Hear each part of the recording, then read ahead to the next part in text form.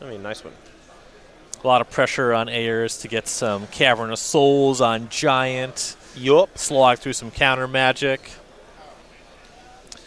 A Logic Knot, a couple Mana Leaks, 3 Cryptic Command. Good spread of counters in the Azorius control deck for Robert Seder. Oh, for sure. On top of that, 3 copies of Mystic Sanctuary, the new land that you can fetch up that we've seen so much in these Urza decks, but now just in a pure control deck seems pretty great.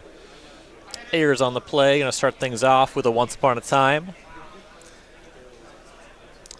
Hearing that Daryl did start on 6 cards this game. Seder keeping the full 7. Now, Once Upon a Time is a newer card for the Amulet Titan decks, and it took a few weeks for them to really adopt it. And I think there was a while where there was even like not consensus on whether or not it was good in the deck. But now I believe almost all players play 4. It makes a lot of sense. You have a lot of creatures and lands, and that's what it gets. Mm-hmm. And it's really the modern deck that is most capable of spending the 2 mana on the second copy. Yeah, that was the one thing I learned playing a lot of Pioneer, is that being able to hard cast the Once Upon a Time easily was really important for your development, because you'd play a lot of games of Magic where you draw the second one. And if you can't cast it, or it is too slow to be cast, that's where you're really in trouble. Ayers getting set up here as Forest and Snow-Covered Forest with Sakura Tribe Scout. Seder used an Opt on the first turn, shocked a Hallowed Fountain to do so to 18. Kept the card with the Opt. Possible a little awkward configuration with the mana base here. You see Mystic Sanctuary towards the front and Field of Ruin. And in fact, Sanctuary tapped will be the second land. Ayers is going to sneak in a Castle Garenbrig off the Scout. Then on his turn, Amulet of Vigor and actually an attack from the Tribe Scout, pardon me. That's no good. It's going to put Seder to 17, and then Cavern of Souls will be the land. That's going to name Giant as we go back Seder's way. Yeah, it makes sense. There are 4 copies of Field of Ruin in Seder's deck, so he's going to need one of those pretty quick to take care of the Cavern so his counter spells can actually do something. And Field of Ruin is indeed the card at the front of the hand. Probably part of the reason that that Sanctuary came down on turn 2. Right.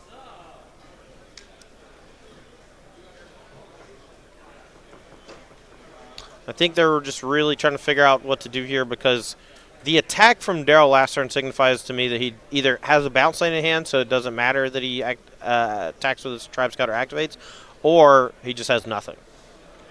And I think Seder is just conferring with teammate, do you think I should go ahead and blow stuff up? What should I target? Should I target Castle Garenbrig? Should I target the Cavern of Souls? And here he goes with Castle Garenbrig to constrict the mana a bit. And that is 3 of 4 basics gone now, too. So, you know, future Path to Exile, future Field of Ruins may not be able to search up lands for Daryl. Daryl's going to go find basic forest. Seder's going to pick up island. I think the equation largely must be, this is a tell that Seder does not have a counterspell at the ready, right? He went for the mana, not for the uncounterability. Right. No, that is my inclination, but also if he leaves the Garenbrig alone and goes for Field of Ruin on the Cavern of Souls, there's a good chance that a Titan just comes down next turn, no matter what. And here at the very least, he slows down the Primeval Titan, so maybe he's able to find another Field of Ruin, take care of the Cavern, and then hold up a counterspell later on. Here's an Azusa for Daryl and another attack with the Scout. Seder to 16. We'll see how he gets set up from here. Full grip. I see the Detention Sphere sitting in his hand right now. He may want to use that to either contain something like the Azusa or maybe the Amulet of Vigor, since the Amulet does provide some burst mana from those bounce lands. Yeah, depending on the content of the rest of the hand, how many land drops he's going to make, you do kind of want to be able to leave up interaction on top of the sphere. Mm-hmm. I don't know, how concerned is he about any of this stuff? You know, Daryl hasn't made a land drop for a turn, even with extras available. Seder's going to sit tight, though, play a Field of Ruin and pass. It's actually pretty smart, because if a bounce lane does come down, with a trigger on the stack, he can actually use the Field of Ruin to pop it, and that'll keep a Titan from being able to come down very easily. But it also allows him to, end of turn, just go ahead and pop the Cavern of Souls if nothing threatening is played. And Ayers just playing one of the fairest games I've ever seen from Amulet, an attack for 2. Well, you say fair, I say dumpster hand. Fair is a synonym for bad. I don't know if you knew that about Magic. I did not. In Modern specifically. Okay. We see Snapcaster Mage flashed in. Going to target Opt and block Azusa.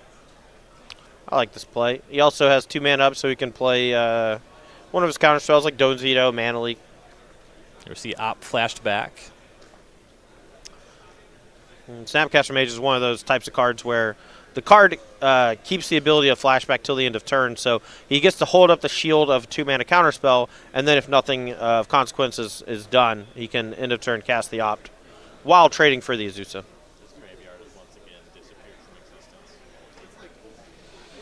So 1 point connected, Seder to 15. We go back his way. It's like Winds of Abandon in the holding there. That's a one of in the main deck. The Overload Path to Exile from Modern Horizons. I call it Paths to Exile. I don't know what I call it. I don't know why I said that. That's not true. Teferi, Hero of Dominaria is going to put that amulet third from the top. Interesting, putting the Teferi down to 1 in the face of a Tribe Scout. Daryl's going to go ahead and attack that down. No, I thought the same thing, but maybe he just has so many resources at his disposal that he really only cares about whether or not the Primeval Titan comes down next turn, you know. Maybe he has a backup Teferi in hand. Yeah, we will see how that plays out and see if Ayers can ever actually commit something of substance to the battlefield. Here's a Field of the Dead. It's land number 5, but unique land number 4. A little ways off of making that matter. Yeah, and the Field of Ruin in play is only going to get another snow-covered forest, so once it takes care of it, it's not going to do much. And there goes the Field of Ruin. 5 lands now for Daryl, though, so if he does have a Titan, all he needs is 1 land off the top. An untapped land, to be sure.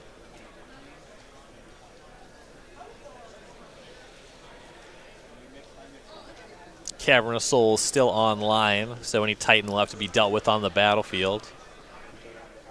Looks like we have a result from one of our other matches here. Liam Carlton takes game 1 against Russell Lee's Mono Black Aggro with that Bant Spirits, as I predicted. I'm rooting for Russell. I like Russell a lot. But you got to go where the money's at. And my money this week was on Bant Spirits. Here's Teferi Time Raveler. That's going to bounce the Tribe Scout. Cedar draws a card.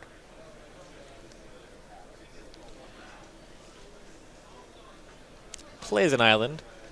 Go back to Ayers. Tribe Scout redeployed. We know there's an amulet on top of the deck now. And Simic Growth Chamber is going to pick up the Cavern of Souls. Yeah, and that's mostly just to protect it from a third Field of Ruin. That's actually a great play by Daryl, if you ask me. Next turn, he can just play it again, reset it to Giant again, and then play the Cavern or play the Primeval Titan if he has access to it. For Cedar, Teferi goes to 2. Another Field of Ruin. It's going to show up and take care of the bounce land. Yep, it's a must shuffle so that Amulet of Vigor does go away. But there are no more basics for Ayers to find, so that Field of Ruin effectively a strip mine, or it's even better than a strip mine. Well, better-ish. Costs mana, but you get the land and your opponent doesn't. It's pretty darn good. It's a wasteland. Okay, Plus. but it costs 2, though, and you get a land back, so it's not. It's a wasteland rampant growth. Wasted growth. It's a frenzied tilling. Okay. No, I buy that. I buy that. It's cheaper, too. It is. Don't even have to play Gruul. You could say that there is not a Magic card that does the thing that just happened. Could do that. Yeah. But we're Magic players. Or you could call it a cheap frenzied tilling. Yeah. All right, Cavern of Souls on Giant. Here comes from Evil Titan, though. This is a heater. Daryl looks like he's been behind all game, and right now finally resolved his marquee creature of Primeval Titan. Let's see what he can do. 1 Field of Ruin already down. Only 3 unique lands, so even if he gets fielded down another land, it does not do a whole lot. Maybe goes and gets Valakut and another land. Unclear. There is only 1 Field of the Dead in the main deck. Yeah, now with Valakut, you don't really need a bunch of that backup win condition. Valakut, the Molten Pinnacle, combined with Dryad of the Elysian Grove is quite powerful here. And you see him going to get 2 copies of Valakut, the Molten Pinnacle. So now if he ever draws Dryad of the Elysian Grove and a bounce land maybe combined, just starts doing 6, 12 points of damage a turn. And 2 Valakuts is the find.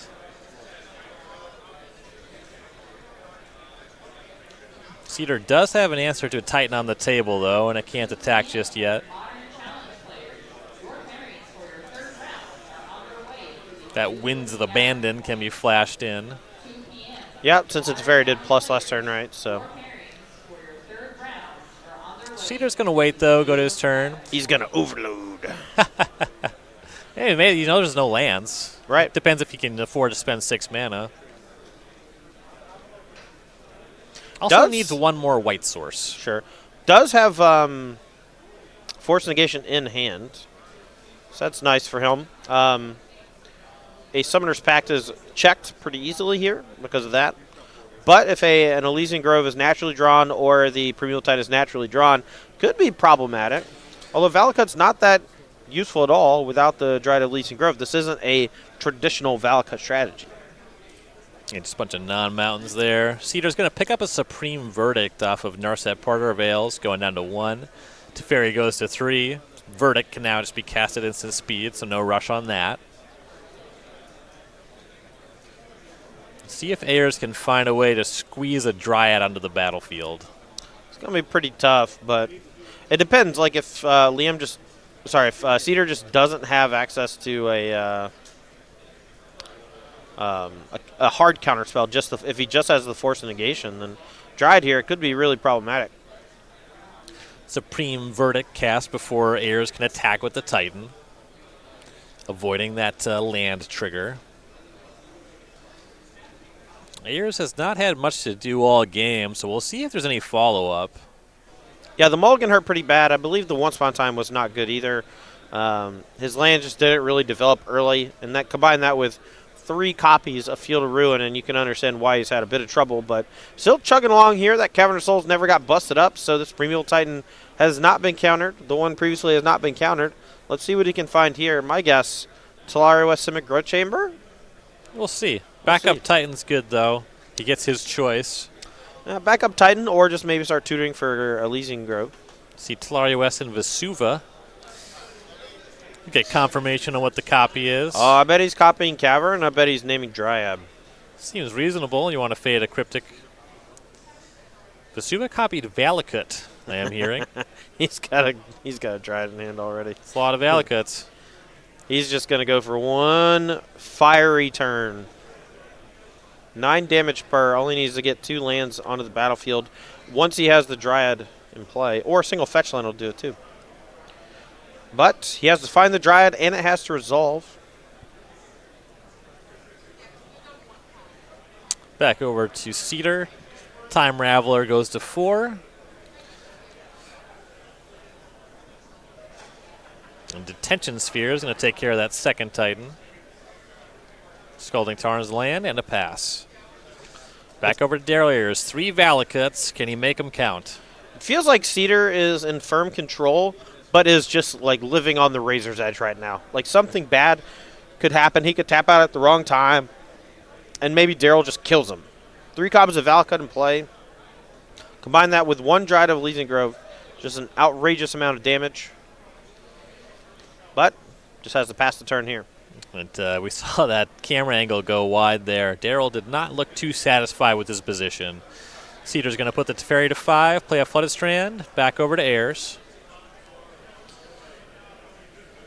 I think 4 or 5 cards in hand. Nowhere to go just yet. Here's a Summoner's Pact. Does that resolve? Looking like a negatory. Yeah. Force of negation. I have to imagine that when you can force a negation of Summoner's Pact, you just do. Here's a second one. All right, let's see if Seder has a second answer, but let's this one go. Let's see if Daryl goes and gets maybe a 3rd Primeval Titan, or if he just goes for the kill this turn with a Dryad. Depending on what land he has to play for the turn. See Daryl thinking about it now that the Summoner's Pact has resolved. Right, I think he assumed both of them were getting countered. So now he's actually having to think about it and make a real decision. Seder's drawn so many extra cards, just has a grip full, still like 5 or 6 cards in hand. Right. There was no action on the Summoner's Pact, but that does not mean that there would be no action on, say, a Dryad of Elysian Grove. Right. So Ayers are going to think it out. He's thinking about Dryad, though. That's a card that has been selected. The trick here, though, is that the Dryad can be killed with the triggers on the stack. So Daryl's going to need something like a fetch land to guarantee a 9-point chunk. Or, I guess, Seder could just Path and Winds of Abandon in response. So Second Cavern of Souls. That's going to be on Nymph. And Dryad of Elysian Grove how's resolves. it not a Dryad? Because it's a Nymph. But Dryad's a creature type. It's called Dryad of the Elysian Grove. Dryad's a creature type. I understand. What? And there's that instant speed Winds of Abandon. So this is a response to Gruul Turf that would make these Valakuts go off. Yep, no more lands to search up. I'm mad at it. I understand. Okay, I I'll let it go. tell. I'll let I it could go. tell. All right, let's There was a go. lot of shouting. The fact that you're mad was observed. Thanks. All right, so he's going to use the Gruul Turf to bounce the Slayer West, and he's going to transmute it. Likely going to go get another Dryad here. Cast it again. Or is he? Oh, he's on empty. Never mind. It's going Okay. to be an Explosives. I think he had a blue floating, maybe? I don't know. Let's see how many counters this has. Two of them. Three of them. Okay. That's better. And this isn't just those Planeswalkers. This No. is Detention Sphere on Primeval Titan. It's Yeah. hiding at the top of your screen. Yeah. But this is bad news for Robert Seder. It is. I believe he has a Path to Exile to take care of the Primeval Titan. But losing both Planeswalkers and having to deal with the 6/6 still is a huge swing for, one injured explosives on X equals 3, I see Ayers passes with that Explosives up. Interesting he would wait to pop it instead of getting the Teferi before it can minus. Yeah, the Teferi Minus mostly represents a card, I think, is Yep, the whole yep, thing. yep. Ayers probably just figures one card, not really too meaningful in the grand scheme of things. Sure. Dodging a sorcery speed answer to the Titan. I guess the Teferi plussing is actually more of a concern than the minus, right? Right. The plus actually allows him to still cast Supreme Verdict even after the Primeval Titan goes. So there's the -3 on the Raveler. Seder draws a card. No targets.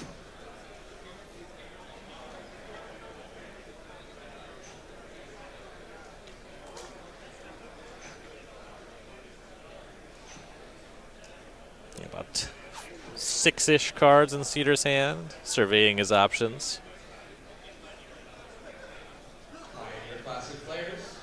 So I don't really have anything to comment on here, so I'm just sitting, just chilling. How you feel about Tapped Hollow Fountain? Does that get you going?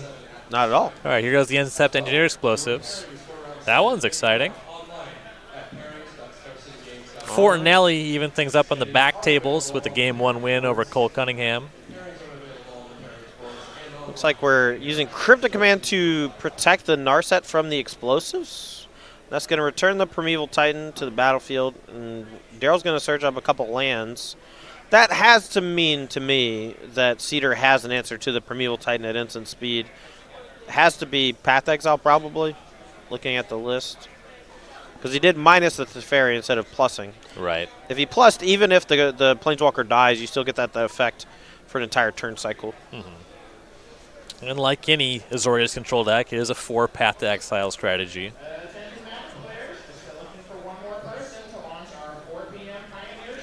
You ever tried to Path Exile Devoted Druid? That sucks. That does not sound ideal. Titan gets Path, but not any basic lands to go still.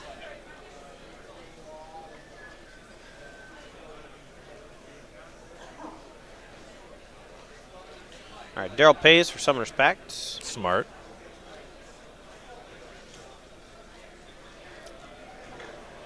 Tapping 3. Reach for some Cavern of Souls first. Well, if this is probably a Dryad, yeah. Gruul 9, Turf, yeah. take 9. How do you feel about that? Yeah. You take 9. I'm going to return a land to my hand. Any response? I'm going to 9 you again. Take 9 more. And that's That's it? That's it. Daryl Ayers, Masterclass Amulet Titan, Game 1 victor here with what looked like a virtually unwinnable game. And that's going to be 2 games to the good for Ayers' team here as players reach for their sideboards. For Daryl Ayers, he has 3 Mystical Dispute, 2 Force of Vigor, 3 Beast Within, 2 Ether Gust, 2 Dismember, a Reclamation Sage, another Engineered Explosives, and a second Field of the Dead. So you're going to have to settle in for a long game here, I think. Mystical Dispute seems like right up his alley for stopping those Planeswalkers pretty early on. He can also use that as a protection spell for resolving one of his things if he doesn't find an early Cavern of Souls. Force of Vigor has some targets, but I don't think it has enough to warrant bringing in, though they do have access to each other's deck lists, so Daryl could decide that, hey, there's enough, I'm going to bring it in, but my guess is not. Beast Within, I think, is perfect for this kind of matchup. They don't really pressure you that well, so giving them a 3/3 is not exactly relevant. And being able to blow up a problematic Planeswalker or random artifact enchantment that's slowing you down is definitely solid. Don't think I want Gust or Dismember.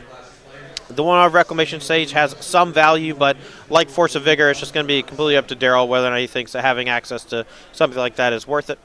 The second Engineered Explosives I don't think comes in, but I do like the one-up tutor target in the main. And then, of course, I do think the second Field of the Dead comes in. Against any opponent who's trying to hit you with Field of Ruin, I do think that Field of the Dead is quite strong there. Just having redundant extra copies. Makes sense to me. For Robert Seder, who needs some help, 2 Ether Gust, 2 Celestial Purge, 2 Ashiok Dream Render, 2 Rest in Peace, 2 Monastery Mentor, 2 Timely Reinforcements, a Surgical Extraction, a Stony Silence, and a Gideon of the Trials. So this is one of the matchups for Ether Gust. It definitely comes here in here. It's able to stop a Primeval Titan that has been cast via Cavern of Souls because it doesn't technically counter. It just puts the spell back on top of the deck. Celestial Purge doesn't come in. It's not a black or red deck. Ashiok Dream Render, perfect for this matchup since Daryl is searching his deck with quite a bit of stuff from Primeval Titan all the way down to Summoner's Pact and Teleria West. No Rest in Peace, no Mentor. Mentor is like a 50-50. I think if he wants to be a beatdown on the play, he certainly can do that. I don't know if that's a plan he wants to go for. I think Monster Mentor is usually relegated for like hard combo matchups like Storm, where you just need to get them dead before they find the combo. And if Game 2 is anything like Game 1, that might be something that he desires. Sure. The Surgical Extraction is kind of a one-of thing that you can bring in if you want to try to steal a game by popping one of their lands and then hitting all of them out of the deck. But that kind of thing is usually a Hail Mary, and I try not to put myself in those situations if possible. And then Stony Silence and Gideon of the Trials, I would not bother with either of those. So for Modern fans, we do have a nice tournament coming up for you all. Actually, tournaments all across the United States. It's going to be our regional championships, Saturday, March 7th. You can find information at go.starsgames.com/regionals, but let's give you that information right now. These are our locations all across the country. Many locations there, and what you are playing for. It is a nice tournament. The winner walks away with $1,200 cash and 20 SCG points. Top 8's looking at invites to the Season 1 Invitational at SCGCon Summer. Plenty of cash prizes and points going out there. Yeah, these are all the locations that you can find. Personally, I have been to a couple of these. My favorite, I think, is Atomic Empire, Durham, North Carolina. That place is quite good. If you're in that area, highly recommend the venue, and it's a great tournament. As a former regional champion myself, I can say there's a lot of luck in that building.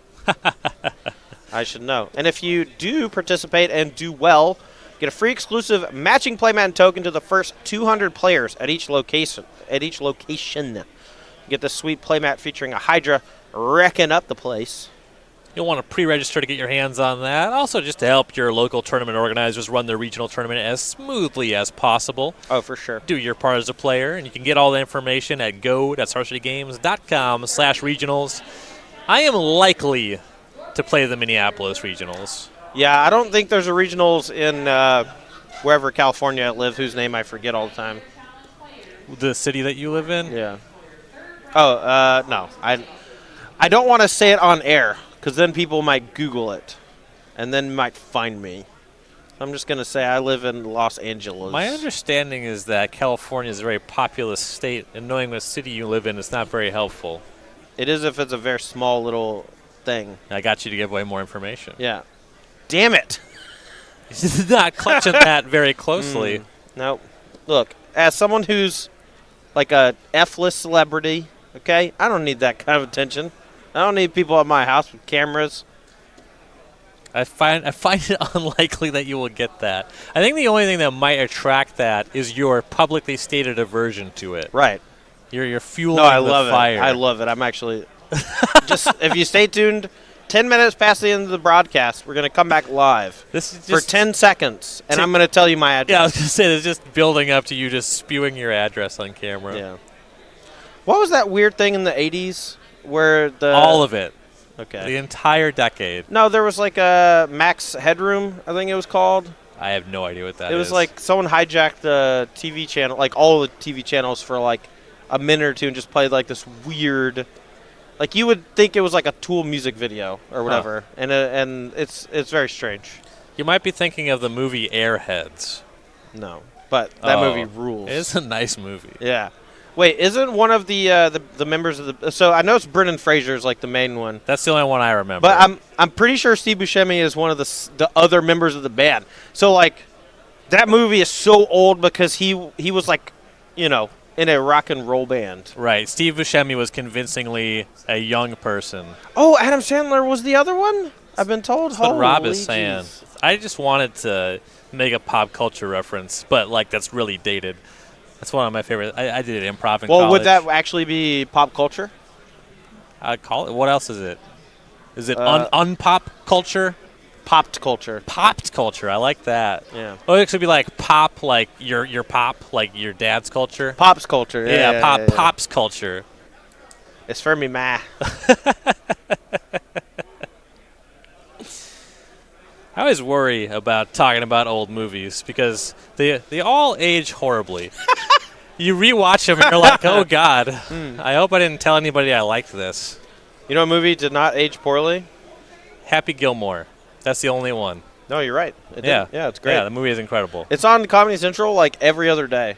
Nice. And I watch whenever it's on when I'm in the hotel room. It just stays on. In fact, I get a little angry when somebody says they like Billy Madison because of how much worse it is than Happy Gilmore. Oh, that's the one I was thinking of. Oh, you're wrong. I know. See, me and Ross have had multiple conversations about this. He's, again, standing very close to the desk, giving me the thumbs down on Billy Madison, to which I reply, if peeing your pants is cool, you can call me Miles Davis.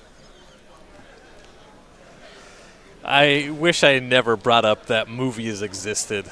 That was Oh, my yeah, mistake. I would have That was definitely my forgot. mistake. Otherwise, I would have forgot that movies exist. You idiot. There was no avoiding this. All right, so we got some mulligans over here from Cedar's side of things. Still just kind of doing pregame rituals, making sure everything's good to go. Sorry about the delay. I like calling them rituals. What else would you call a pile shuffle? Yeah, pile shuffle is certainly Because it's certainly not shuffling. Its meaning is lost to time. Yeah. We just do it because the person that taught us the game did it. Yeah, and he did it to effectively, what was it called, mana weave? Like it was just the person who taught us to play Magic was a mana weaver. What you need to understand is the person who taught me to play this game cheated in many subtle ways. Oh man. I noticed you didn't name drop anybody. You wouldn't know him. That's fair. You wouldn't know. I ran into him at a game store a couple years ago. Was he the type of guy who told you that regenerate was like you could bring it back from the graveyard? Yeah. Yeah, my guy did that. Also, if you destroyed the source of a thing, the ability was countered. Yeah, that was the big thing we had wrong. Yeah. What about cumulative upkeep? Did you ever have to deal with that? No. Because I only paid the one. If it was like one cumulative upkeep one, you can bet your bottom dollar I was only paying one every turn. Nice. I don't know what the word cumulative means. I'm 10. Correct. You know? Yeah, it's weird that there's an upkeep cost and then there's also a really dumb sounding one that's the exact same mechanic. Yeah. Plus, I had one Uktabi Freet in my collection. I did not own any other creatures any other cards with cumulative upkeep. I played a lot of upkeep. Goblin Surgeon. So 1 mana 0/2, and you can sack a goblin to regenerate a goblin. That sounds rancid. I played as if you could regenerate sacrificing because I was taught by someone who did not understand the rules of the game. Yeah, all right, same. let's watch some real Magic. Yay! Robert Seder has finally kept a hand on the play with an island. I'm sorry, it was like 6 minutes. It was 7 minutes. Looks like a I don't know what I'm sixer. supposed to do. Don't air your dirty laundry. We're watching Modern now. Dale Ayers. Are we talking about my undies? Basic Forest. Do we have Tribe Scout? We do.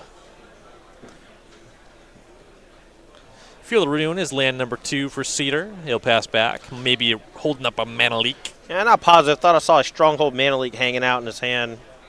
Love that art. I'm a big fan of Stronghold Mana Leak. Same.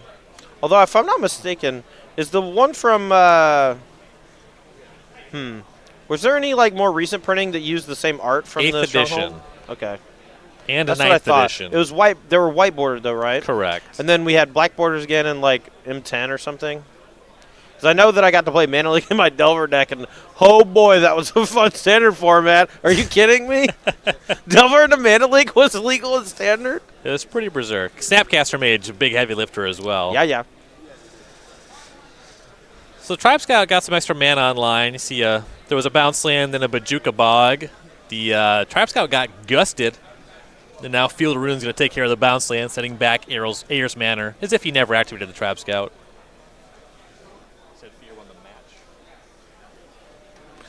All right, on our other match, the 1 seed, Fear, Jessup, and Allen, they do win their match against Bedell, Feingerch, and Chen, and they are on to the finals. Almost as if someone predicted it.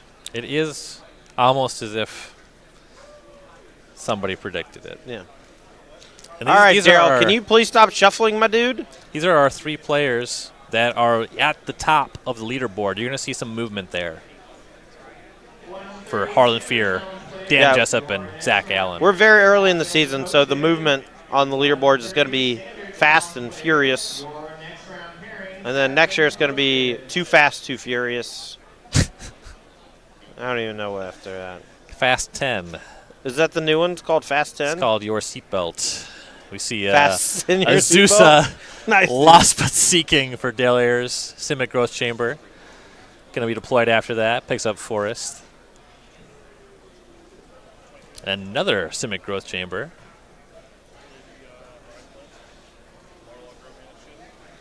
Now, a lot of amount of development here from Ayers, but Picks up the Bog. the Field of Ruin can undo a little bit of that. Have to wait and see if Seder has any the other form of interacting with these lands. Yeah, the field's well and good, but he also kind of needs to get the Azusa off the table. We know there's lands in Ayers' hand. Right, like he just returned 2, if I'm not mistaken. Indeed. And yeah, there's definitely a Stronghold Mana Leak in Cedar's hand.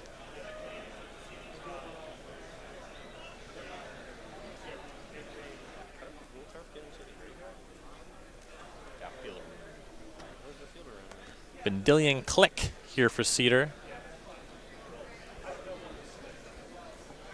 Do not know. This guy does bump his graveyard off the table sometimes. Take a look at Ayers' hand. Primeval Titan, Once Upon a Time, a Dryad of the Elysian Grove, and the Forest and Bajuka Bog we know about. Goodbye, Primeval Titan. That makes sense. Yeah, but the shields are down. We're going to get to draw a card here.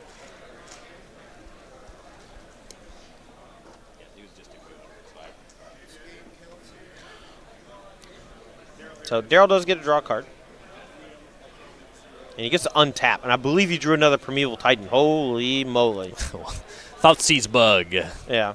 I think he drew the second draw was a Dryad of the Elysian Grove, so could just do some real monstrous stuff this turn. Primeval Titan. What do you think about that one? I think it's great. He's going to go get Handwar Battlements and a Bounce Land. He still has 2 lands to play for turn, I believe.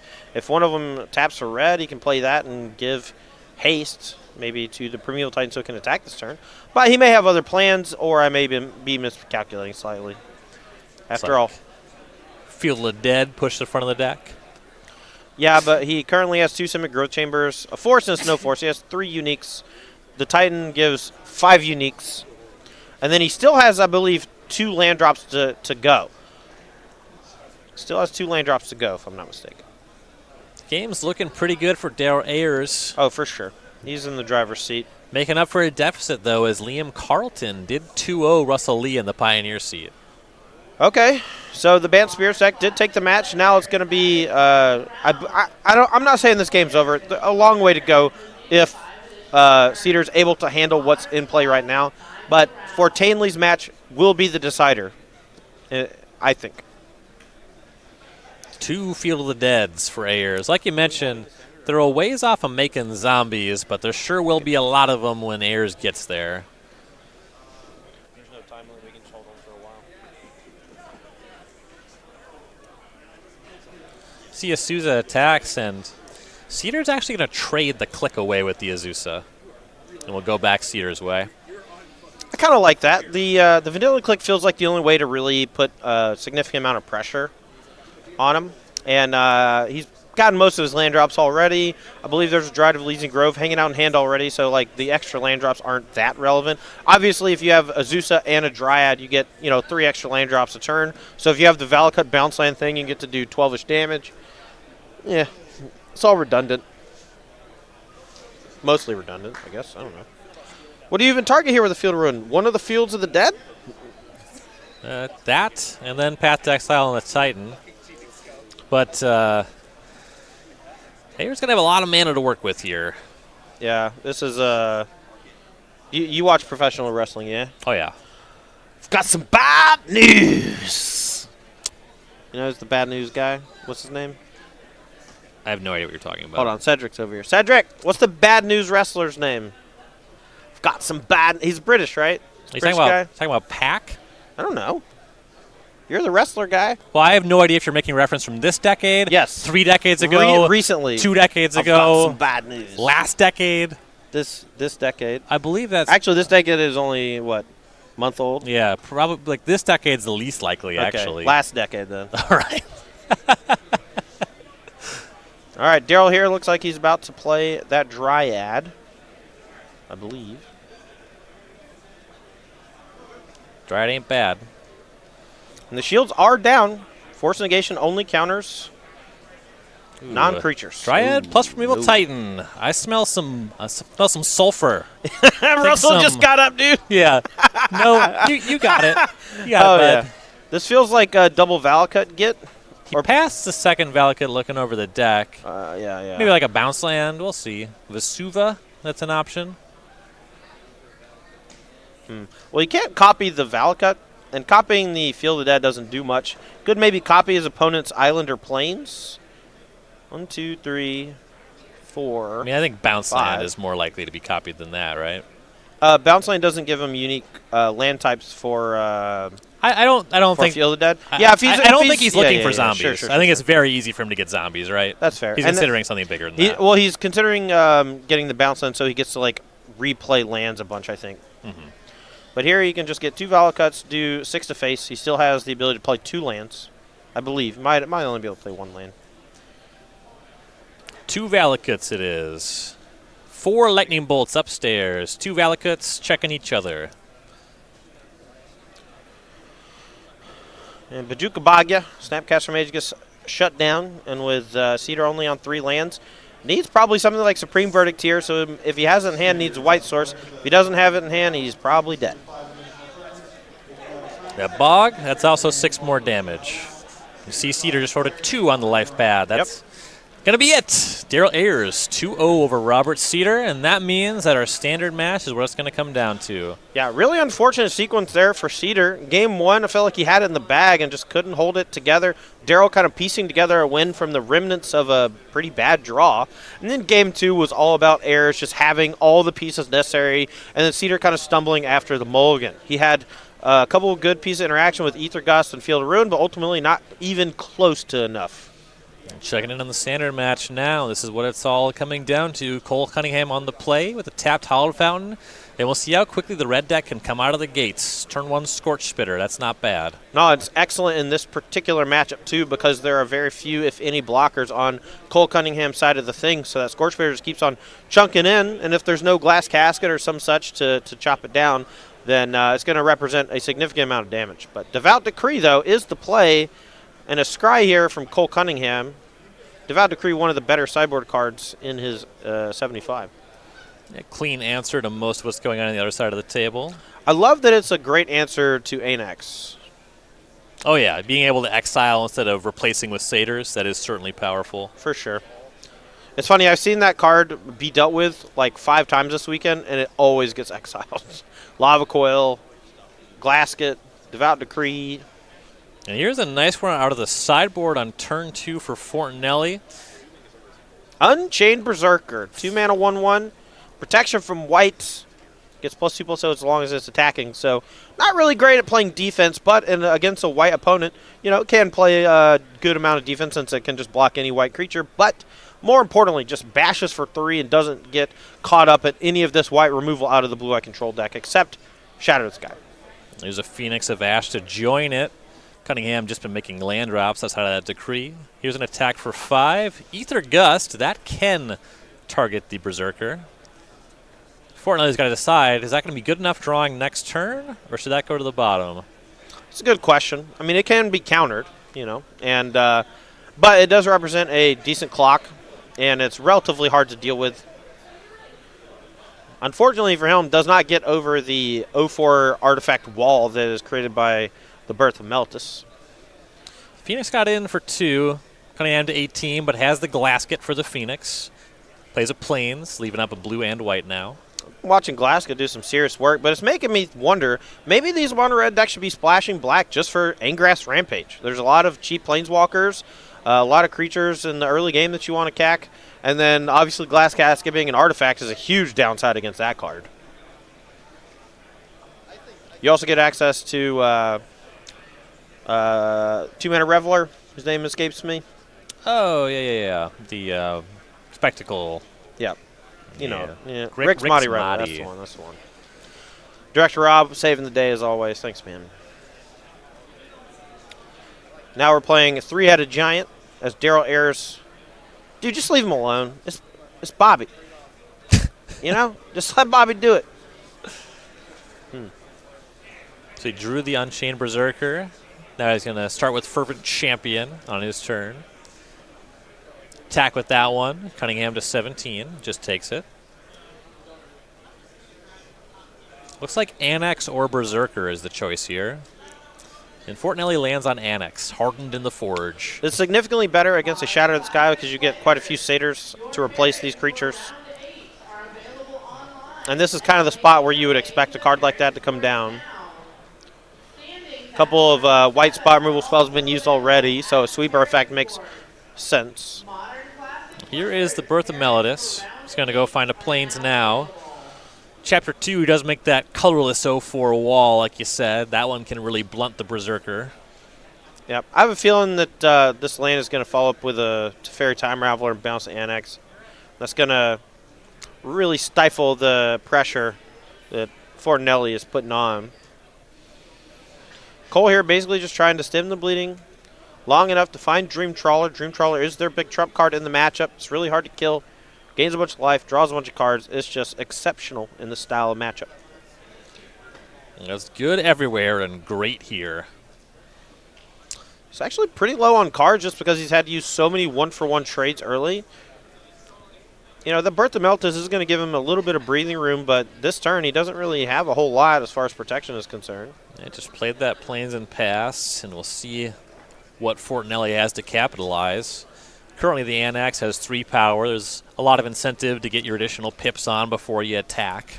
Oh, for sure. And I think that's what they're discussing, just the dynamic between the extra pips and extra damage from Annex versus exposing yourself to a more brutal Shattered Skies. It's like 3 mana here for Heliod's Intervention. Get rid of that Annex. That is an enchantment creature. That works. It's going to make a Seder. This is in response to a 10th Street Dodger, so the Annex is only a 3-power creature, not a 4. Yeah, so you only get the 1 Seder instead of 2. Now, the Heliod's Intervention does kind of function just like a 3-mana disenchant in that spot, but its versatility in some matchups is just so strong. Well, here's a Phoenix of Ash. The 3 Knuckleheads come across for 4, Cunningham to 13. Classic Raging Goblin strategy. 10th Street Dodger here coming along with the Phoenix of Ash, and this is a lot of pressure here. Let's see if Cunningham can come up with a way to deal with all these threats. Definitely needs a sweeper here. Does he have the Shattered Skies? Hey man, would you cast the Shattered Skies right now? I would strongly consider it. I think so. I think I would cast it. Even to destroy his own All wall. right, it's not that though. It's a Narset. Narset a little bit worse. A lot bit worse. A lot of bit worse. Narset goes to 3. Cunningham looking for some help. Yeah, a Shatter of the Skies here for next turn might be a little too slow simply because the Phoenix of Ash threatens a lot of damage this turn and next turn. So maybe he's looking for something like a second Glasket to take care of that. But Elspeth Conquers Death might be a little too slow. He's not casting it this turn. No, he is not. Does have something to do with 2 mana, though. Another The Birth of Meltis. Yep. So he does get land number 6, which means if he draws Dream Trawler, he can cast it. That's important. He has the 0-4 to block next turn, so he can stifle a bit of damage. If he survives the attack, he's going to gain 2 life from Chapter 3 of the first one, and be able to make another 0-4 wall for the second one. So, as long as he's able to survive next turn, and maybe the turn after that, could make a comeback here. We're going to have to see if Fortanely can put up some more pressure, do some more damage, maybe find Embercleave. Another haste creature. Cunningham finds and plays the plains, and we'll go back to Fortanely. Untapping with 4 mana and 4 creatures. Draw look to be a mountain. Yeah, but the shields are down. No cards in hand other than the Elspeth Conquers Death. Mountain's also okay. You can pump the Phoenix of Ash with a lot of mana. Yep. For 3 mana, you can pump it for a +2. And then, so once he hits a 6 land drop, he can also start double pumping it and swinging it for 6. If it ever goes to the graveyard, it can escape and come back as a 3/3, and then the damage output is scales pretty nicely there. You can also pump and play the Berserker. So there's land 5, there's Berserker, there's Pump, and we'll see how the attacks go. I think ground creatures are going to go face. Phoenix of Ash is going to kill the Narset to make sure it's harder to find the... Oh, reverse that. Excuse me. 4 to the face. All 3 of the ground pounders go at the Narset. Sure. One of the walls blocks to put Narset on 1, I guess. Yeah, Narset on 1 doesn't find any cards, so that's the same as killing it when you're mono red. That 4 damage is going to knock Cunningham to 9. And he just lets it go. He doesn't even try to keep it at 1 because it's actually better for him in the graveyard right now, thanks to the Chapter 3 of Elspeth Conquers Death. If he's able to get there, then that's exactly the type of card that he wants. All right, so here comes a second wall and 2 life. Cunningham goes to 11. Untapping now with 6 mana. We know about Elspeth Conquers Death. A fine play for the turn. The walls do a reasonable job of holding the ground. Still taking some damage if all he does is exile the Phoenix, though. So here is Elspeth Conquers Death. Yep, that takes care of the Phoenix permanently, and that is the flyer that was getting over these walls, dealing a lot of damage from the pump effect. Exiling is a huge deal here. All right, Fortanely's turn. Much like Anax rewards you for your opponent using traditional spot removal that kills. Just seeing a lot of things exile here, and them being quite good as a result. Draw and play Tin Street Dodger. Fortanely attacks with 5 creatures. Block on the 3/1, block on A1/1, take 3, Cunningham to 8. Yep. Pretty simple. Birth of Meltis going to trigger as well, sending him back up to 10. And he's effectively survived the onslaught. So now he has a couple of turns of breathing room, thanks to the 2 walls. Next turn he's going to be able to get back Narset and maybe find Shatter of the Sky. 2 more life off of Chapter 3 of the Birth of Meltis. Cunningham to 10. Elspeth Conquers Death in Chapter 2. Now has 2 cards in hand. We haven't got to look at those. All right. Finds a second Narset. Going to probably go digging here. Temple of Enlightenment before activating Narset. Puts a card on the bottom. Now Narset takes a look. Yeah. Maybe would have liked to Temple after the Narset. It's very minor. But if you want to keep the card on top, I guess you can just dig for it immediately. But what if it's a Dream Trawler? Right. What are you going to do, not cast the Narset? Exactly, yeah. If it's a creature specifically that he wants, that's where that scry kind of bites you. If you do that, maybe just don't play the Narset this turn. Or play the Temple before you play the Narset, you know? Teferi Time Raveler picked up. He has a mana to cast that, and he will. Planeswalkers kind of going back and forth with the walls there. Teferi is going to bounce that Seder token, get rid of that. Back to Fortanely.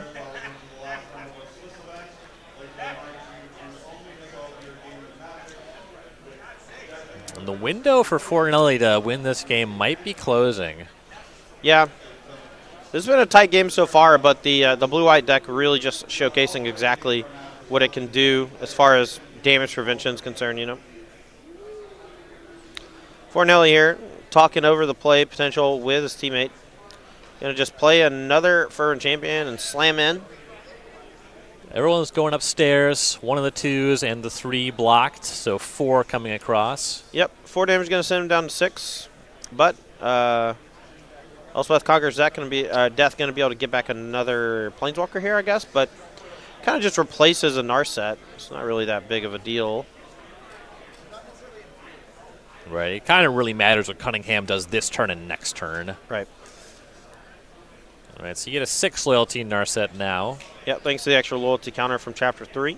So now it can activate an additional time over the course of the next few turns if he's able to survive long enough or the Narset's able to survive long enough. Narset's going to 4. Really needs a Shatter of the Sky here to clean things up. And he can even play it instant speed, and he found it, finally. It only took 30 cards of digging.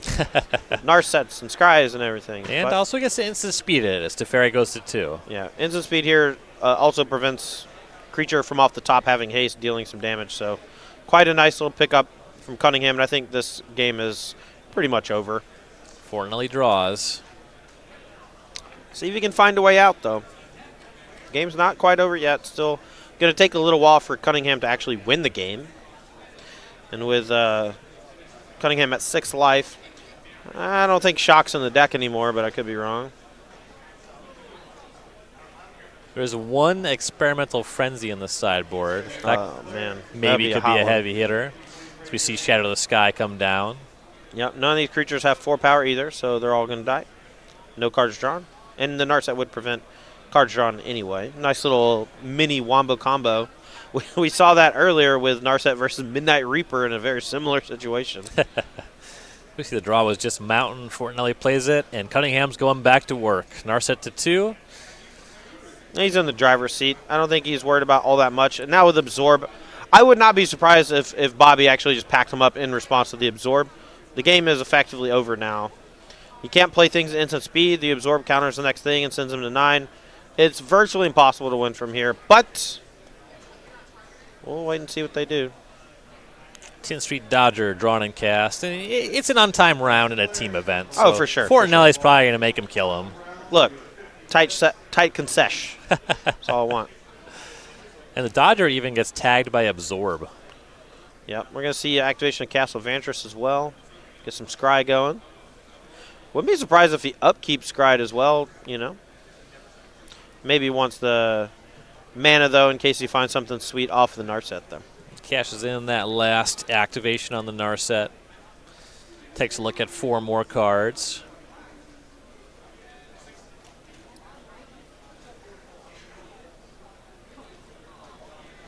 Team discussing what the selection should be.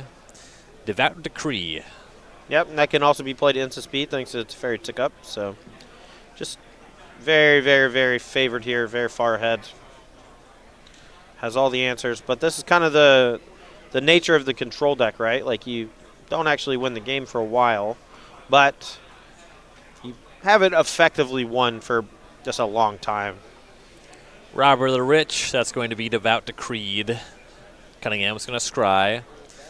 Matter of time before Dream Trawler shows up. Yeah, with Castle Vantress, it shouldn't take too long either to find it. You have to assume all of them are in the deck after sideboard for sure. There's another scry with the castle, like you said. Here's a draw.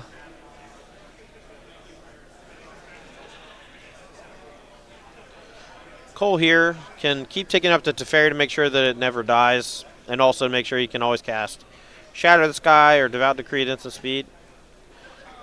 If you have Dream Trawler here, you should just cast it.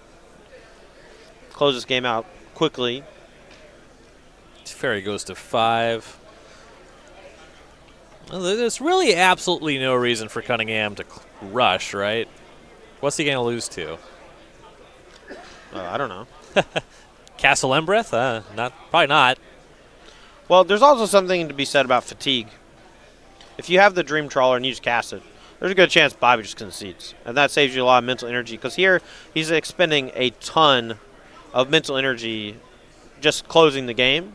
I think that it was just this draw. 6 mana to have Trawler plus 3 mana up. Oh, sure. And that's fair. Just like, do I cast Trawler or wait one turn where I draw land? And he chose wait one turn, draw land. That's fine. Now I need to find some way to deal with this Anax. So you can use the minus ability on the Teferi, just bounce it for a turn. Could maybe do something like Elspeth Conquers Death. But in the meanwhile, just gaining a bunch of life. Attacking, dealing some damage. Dream Trawler connects. Cunningham draws that extra card. Fortanely to 15, Cunningham to 14. Yeah, very Baneslayer Angel-esque as Dream Trawler, but arguably better. Prognostic Angel. Prognostislayer Angel. It's one of the first Sphinxes in a long time I can remember really thinking, like, man, that card's great. Though I was pleasantly surprised by the cycling one. Curator Sphinx, I think that's what it's called. The one that was Curator of Mysteries. Curator of Mysteries, that's the one. I like that one quite a bit. I like it more than Sphinx's Foresight, but Sphinx's Foresight has seen quite a bit of play in the Jeskai Fires decks and Standard as well. What's this? A second Dream Trawler. Okay. What's this? Bouncer Creature. Okay. Not bad. Not too shabby. Temple of Enlightenment, discard to the bottom. And this is Fortanelli's possible last draw step.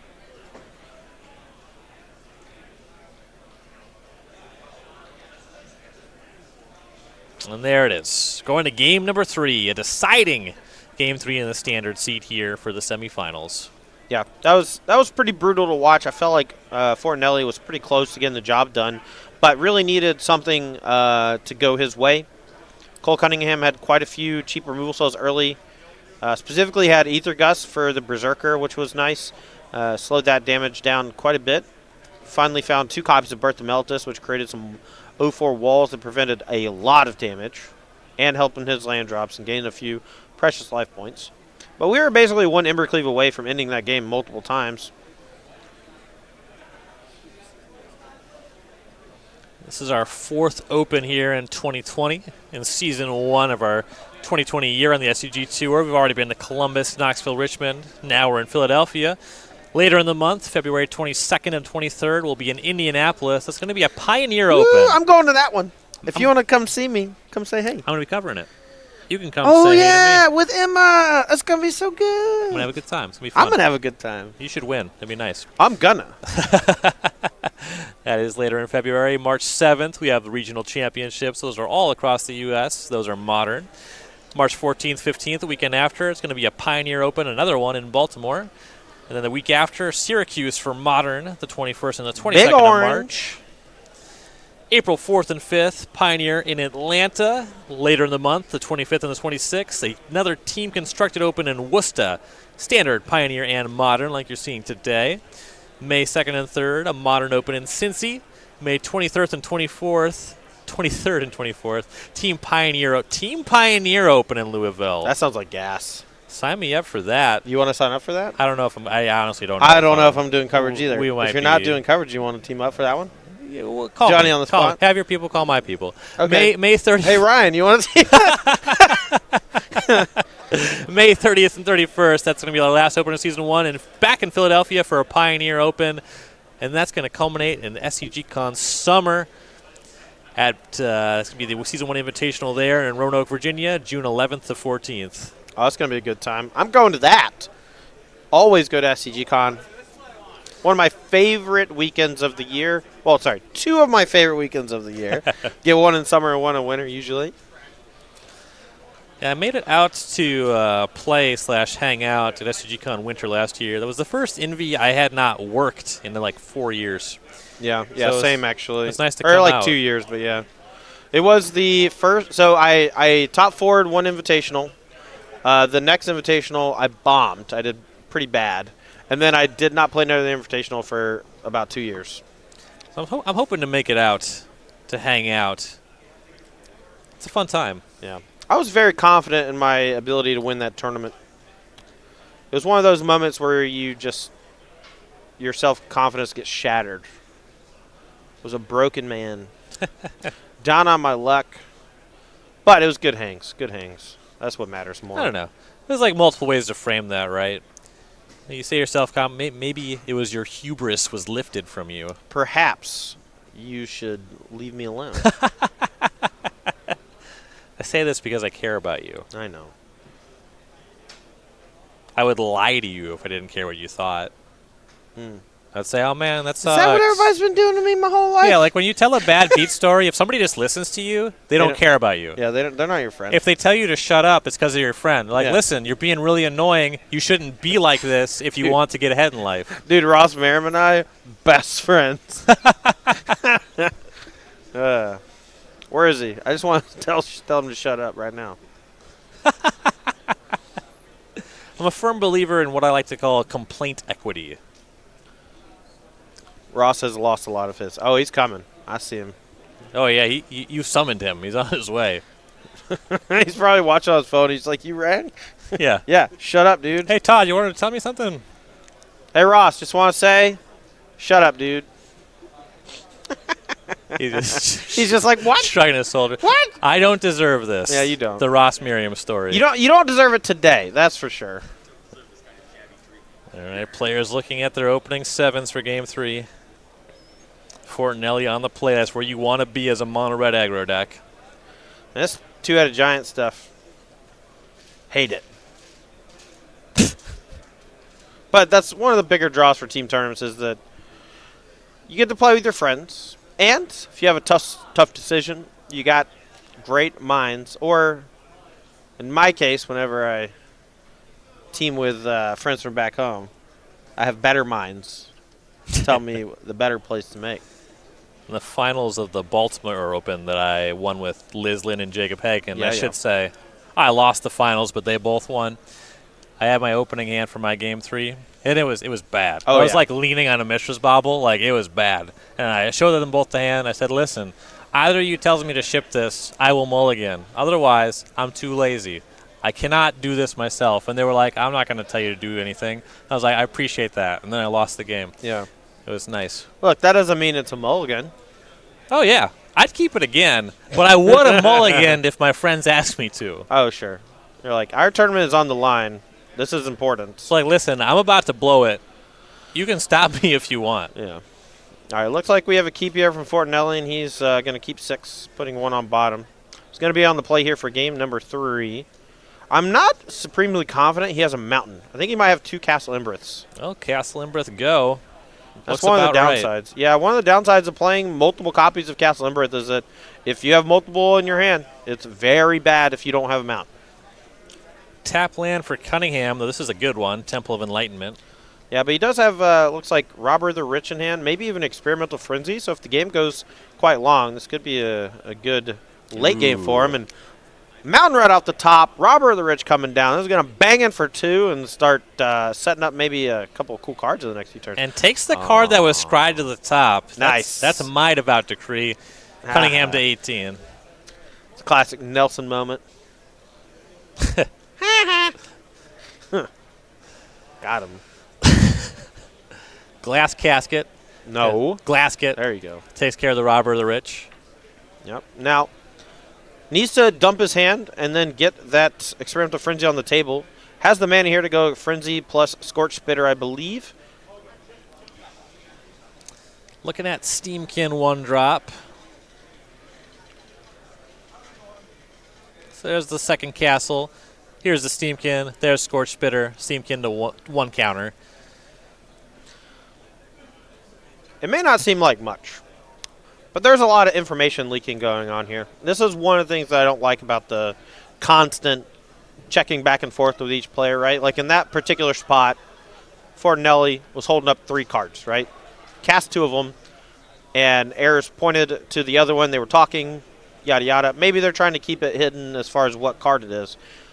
But you can bet your bottom dollar Cole Cunningham knows it's not a land. But that was already, I guess, the case because of the Castle Imbrith start. Yeah, I don't feel like there's a tremendous consequence in anything that happened that turn. Not in that particular instance, but generally speaking, a savvy player will be able to pick up that kind of thing pretty quickly and pretty easily. Here's land number 4, Experimental Frenzy. Top. Gets going on gusted. top. Yeah, let's park this right here. Yeah. Steam came up to a 3-3, an attack for 4, Cunningham to 14. Now that does mean that Cunningham may get to untap here with Absorb Mana or some way to permanently deal with the Experimental Frenzy. Possibly, but there's not a tremendous amount of pressure for Fortanely to attempt it in the face of open mana. Oh, agree. That's what, like he's kind of like Stem the Bleeding, but if he interacts with the creatures during combat or before, or just holds up mana, like there's no reason for Fortanely to bite until the time is right. That was actually an attack for 5. That was a Scorch Spitter, so yes. Cunningham's at 13. And we know Fortanely has a spell left over, so into open mana, just casting whatever spell that is, probably pretty reasonable. Yep.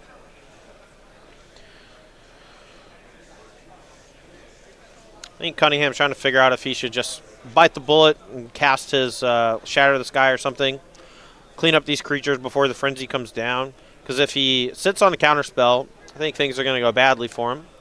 But if he goes ahead and sweeps, he's got to beat a Frenzy. And that's not easy to do. But it can be handled in a number of ways, including just bouncing it with Teferi Time Raveler maybe a time or two, and then countering it on the way back, maybe finding another Ether Gust. And without the Runaway Seamkin on the battlefield, that Experimental Frenzy is still very good, but it's not nearly as busted. So Shadow the Sky takes care of the creatures. Fortanely goes ahead and casts the Frenzy. Takes a look at the top card. It's not a land. Back to Cunningham. Teferi Time Raveler. Likely a bounce forthcoming. That would be my guess.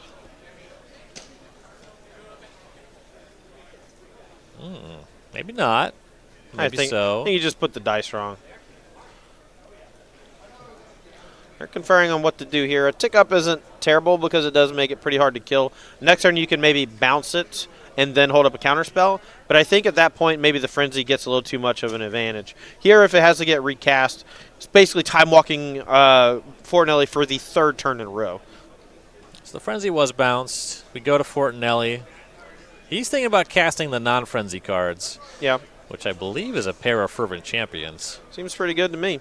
It's going to need probably another Wrath effect to deal with them. Oh, sorry, Fervent Champion. I was thinking of the Berserker. Excuse me. That's Javier Dominguez. 2 going upstairs, 2 taken down to Ferry. Coming hand to 11. All right. Do you think they would have to reprint Fervent Champion with Double Strike if Javier had won, if wins Worlds? Or they just make it red 2/2. Double Strike? To give a Knight +2/+0. That'd be kind of cool. That would be a nice little nod.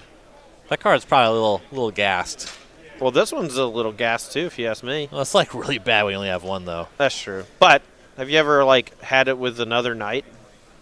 It's pretty good. Not in the way where I really cared. I believe somebody has. I believe other people have.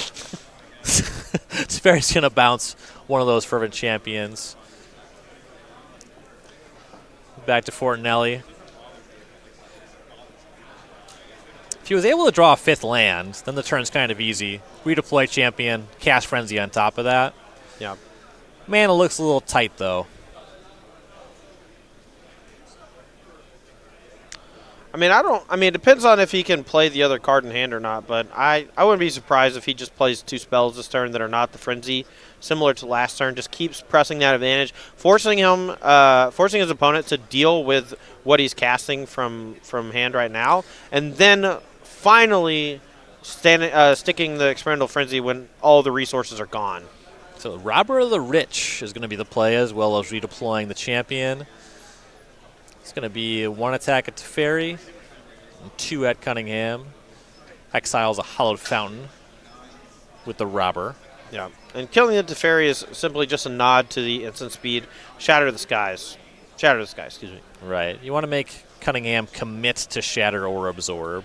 Yeah, here comes the Beast. So from 7, here's Dream Trawler. Freddy Krueger. What can Fortanely do about that? New Nightmare, dude. I don't know, but he can't deal 7 damage this turn. It's a tough one to solve. There's a chance that the Experimental Frenzy can just overwhelm the Dream Trawler, but it's going to be kind of tough. Without a Steamkin with only 4 lands, Right. it's not the best setup for a Frenzy. No, it's pretty tough. Pretty tough. I mean, it's totally fine in a normal game, but now that the Dream Trawler is online. Yeah, Frenzy is good when the board is at parity or if you're ahead. It's okay when you're behind, but not when you're like pretty far behind, because it costs so much mana as the initial investment. Here, this will be the 4th time that Fortanely's cast it, and he's gotten 0 cards out of it yet. So he plays land number 5, then plays Experimental Frenzy. Taking a look for some 1-mana spell on top of the deck. Attacking here gets in 1 damage, and I don't think that that's good enough. He might have actually found a shock, and here an attack with a shock lets him shock whatever gets blocked. So here is an attack with the creatures, another land exile with the robber. Infuriate might also be a good one too. Well, yeah, a little +3/+2 and any 2-power creature. Yeah, he has the block though. This is, well, I guess it's not guaranteed. This is only 6 coming across, but going to 1 is pretty dangerous. I think you just block Robber of the Rich, cross your fingers, hope that the top card's not a shock to prevent you from gaining life, but you still get to gain life next time. Cross your fingers, really, that's not an Infuriate, because Infuriate basically kills you. It would be infuriating. Ooh, Fortanely is looking at it again. We have the block on the robber. Might have just been a bluff. Deal 1 damage. Trade my 1 creature for 1 damage. And in a spot where you have Experimental Frenzy, that's not the worst trade in the world. Champions Connect. That's 4. Trawler goes back up. Cunningham to 6. Light up the stage. That makes a lot more sense, too. All right. Looks like Annex and Mountain. Those are going to hang out through the next turn. Yep. He's already played a land, so can't play one off the top. I would guess that the land in exile right now from the live the stage is never played. Yeah. Pretty unlikely. All right. Cunningham's turn now. Gets to make an attack with the Trawler. Yeah, and that's going to put him to 11. And then a second Dream Trawler in hand, I believe, is going to come down. And I don't want to say that's going to do it, but that's a lot to deal with. That's a lot of life gain, blocking, coming and going, as they say. Every time that Dream Trawler attacks, my brain tells me it loots. And then they draw the card and they keep the card. And I'm like, holy crap, that card is good. It'd still be pretty good if it looted. I agree. I think that you could cut off 2 abilities of that card and it'd still be playable. Fortanely to 15, Cunningham to 11. Here's a Glasket on one of the champions. Wouldn't be as much of a powerhouse, but it'd still be okay. Right. I think Lifelink is probably one of the more important parts of the card. But if it was just, again, Lifelink Prognostic Sphinx, I think it'd still be great. Fortanely draws, takes a look at the top card with the Frenzy. It's going to play Mountain. Yep. And they're just turning the Frenzy upside down to annotate that they have played a land for the turn, so as to not accidentally play an additional land. Neat little trick if you're not playing on Magic Arena. The Annex from the Light Ups cast. That's going to be absorbed. Cunningham to 14.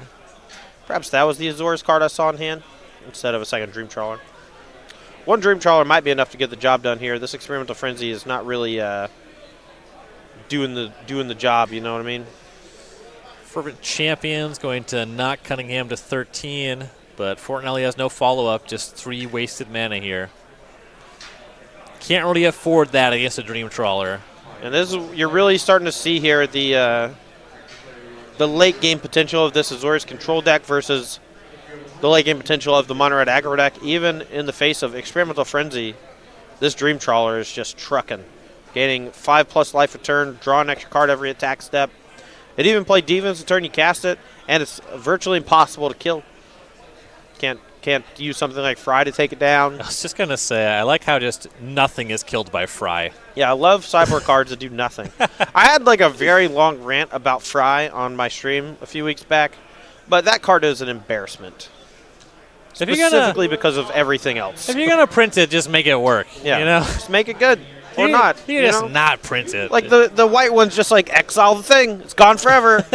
Fry's like, well, it does 5. That's like kind of a lot, right? 5 is a big number. And then they're like, well, every Planeswalker is just going to have 6. So, you know, Shut up already. They're like about looking at Dream Trawler like, I'm concerned that this might. Die to Fry. This sideboard card. I don't like the idea of this card losing to a red deck. Yeah. How about a second Dream Trawler? How do we feel about that one, Todd? Well, I was right. That's all I'm going to say. I think the game, unless Bobby plays a Steamkin off the top of his deck right now and has one of the most disgusting turns I've ever seen, this is over. We're going to see Seder, Carlton, Cunningham in the finals. Fervent Champion attacks. Love it. Fortanely is not going to just quit. Just block, man. Like, who cares? Yeah, what are you, You know? gonna, you have to Literally, do? who cares? Block. Win with your other Dream Trawler? Yeah. I don't know how you're going to manage that one. You're going to infuriate?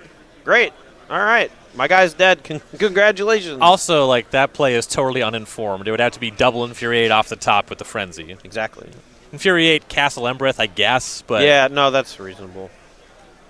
It does have first strike, too. Yeah. That's a lot of mana. Like, what else is going to happen? Yep. I think you still just win with your other Trawler in 2 turns. There's the block. Tap of 5. It's the Cleave. Cleave coming off the top. Okay, so that's 4 damage. Zern Infuriate to follow.